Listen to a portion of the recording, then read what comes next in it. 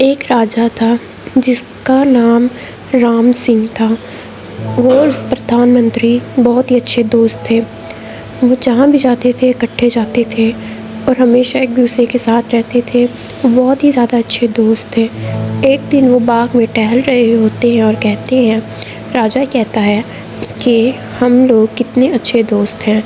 हमेशा हमने इकट्ठे पढ़ाई की और इकट्ठे शादी हुई और अब बच्चे भी हमारे इकट्ठे हो रहे हैं। फिर राजा के पास नौकरानी आती है और कहती है कि मुबारक हो राजा साहब, आपकी बेटी हुई है। वो दोनों बहुत ज़्यादा खुश हो जाते हैं। उसी टाइम प्रधानमंत्री के पास भी नौकरानी आती है और कहती है, मुबारक हो, आपको बेटा हुआ है। वो दोनों ये सुनकर बहुत ही ज़्यादा खुश हो जाते हैं कि हम दोनों को एक ही दिन औलाद हुई है।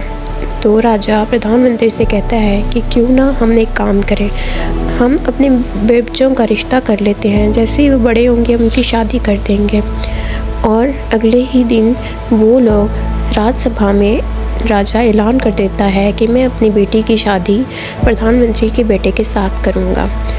इसी तरह दोनों बच्चे महल में इकट्ठे ही पलते फूलते हैं और वो हमेशा एक दूसरे के साथ रहते हैं। टाइम गुजरता है। एक दिन दूसरा राजा राम सिंह को कहता है कि मैं अपनी बेटी की शादी तुम्हारी बेटी के साथ करना चाहता हूँ। तो राजा कहता है, नहीं, मैंने अपनी बेटी का रिश्ता प्रधानमंत्री के साथ पहले तय कर दिया है।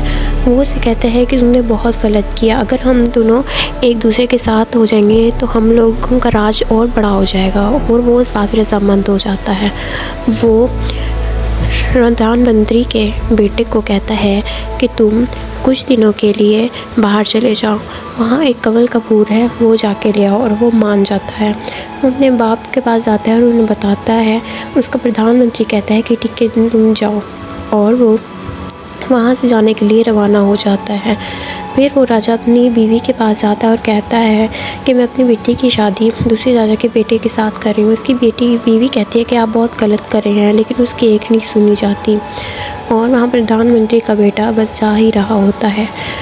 और फिर राजा प्रधानमंत्री को कहता है कि मैं अपनी बेटी की शादी कर रहा हूँ। प्रधानमंत्री कहता है कि आप गलत कर रहे हैं, मैं राज्यसभा में इसका जिक्र करूँगा। तो राजा इस बात पे बहुत ही ज़्यादा गुस्सा हो जाता है कि तुम मेरी बेइज्जती करोगे भरी सभा में। और वो अपनी तलवार निकालता है और प्रधानमंत्री को उसी वक्त उन पर हमला कर देता है। और प्रधानमंत्री उसी वक्त बहुत ही ज़्यादा शिद्दत से मर जाता है। और जैसे ही वह सोचते हैं वैसे ही होता है। उनकी शादी की तैयारियां शुरू हो जाती हैं।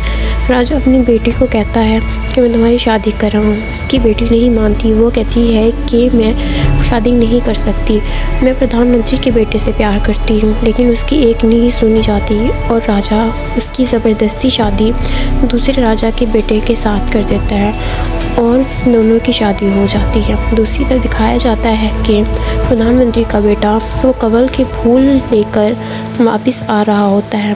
उससे वापस आने में भी तकरीबन 1 महीना लग ही जाना होता है। तो उसको रास्ते में मंदिर दिखाई देता है और वो वहाँ रुक जाता है। वहाँ पे एक साधु बैठा होता है जो उसे कहता है कि बेटा अब तुम वापस जाके क्या करोगे, वहाँ तो तुम्हारे माँ बाप भी नहीं हैं और तो राजकुमारी की भी शादी हो गई है। तो वो कहता है आप क्या कह रहे हैं। वो कहते हैं हाँ, मैंने अपनी दूर-दराज की नज़रों से देख लिया है कि राजा ने तुम्हारे बाप को मार डाला है और तुम्हारी माँ भी इस गम में मर गई है। तो प्रधानमंत्री का बेटा कहता है कि क्या कर दिया राजा ने, वो ऐसे कैसे कर सकते हैं हमारे साथ।